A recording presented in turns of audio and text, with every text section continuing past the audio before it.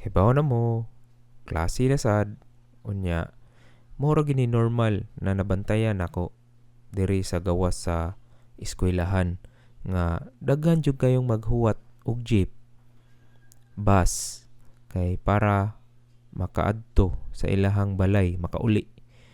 Unya, kabantay sad ko nga karong sa panahon bisan og mahal na ang gasolina og diesel, daghan gyapong sakyanan ang modagan.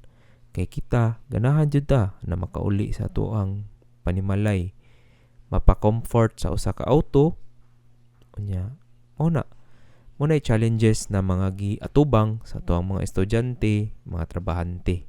Kada adlaw ang transportation jud nato dire sa Pilipinas, challenge jud gayo kay kinahanglan ta mumata, unya mulinya sa taas na linya, huot pa gyud kayo usahay.